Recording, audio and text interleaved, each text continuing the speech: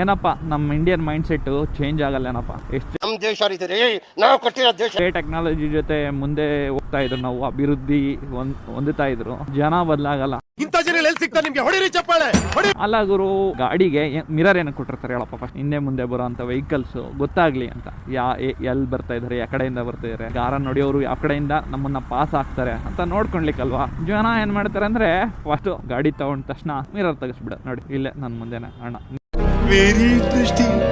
ಇವ್ರುಗಳು ಹೆಂಗ್ ನೋಡ್ತಾರೆ ಗೊತ್ತಾ, ಹಿಂದೆ ಮುಂದೆ ಯಾರು ಬರ್ತಾರೆ ಅಂತ, ಹಂಗೆ ಕುತ್ತಿಗೆ ತಿರ್ಗಿಸ್ಬಿಡ್ತಾರೆ ಹಂಗೆ ಟಾಕ್ ಅಂತ. ಸರಿನಪ್ಪ, ಕುತ್ತಿಗೆನ ತಿರ್ಗಿಸ್ದೆ ನೀನು, ನಾನು ಬರೋದೇನೋ ನೋಡ್ದೆ, ಓಕೆ ದಟ್ಸ್ ಫೈನ್. ಈಗ ನಿನ್ ಮುಂದೆ ಯಾವನ ಬಂದಪ್ಪ, ಹಿಂದೆ ಕುತ್ತಿಗೆ ತಿರ್ಗಿಸ್ಬಿಟ್ಟಿದ್ಯಾ, ಮುಂದೆ ಯಾವನಾದ್ರು ಬಂದಪ್ಪ, ಹೆಂಗ್ ನೋಡ್ತೀಯ ಗುರು?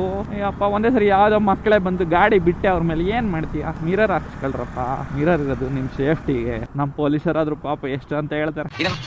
ಈ ನನ್ನ ಮಕ್ಕಳಿಗೆ ತಿಂದ್ಬಿಟ್ಟು ಮನೇಲಿ ಬೇರೆ ಏನ್ ಕೆಲಸ ಇರಲ್ಲ, ಇಲ್ಲಿ ಬಂದು ನಿಂತ್ಕೊಂಡು ಹೋಗೋ ಬರೋರ್ನೆಲ್ಲ ತರಲೆ ಮಾಡ್ಕೊಂಡು ಪೋಸ್ ಕೊಡ್ತಿರ್ತಾರೆ ಬಡ್ಡಿ ಮಕ್ಕಳು.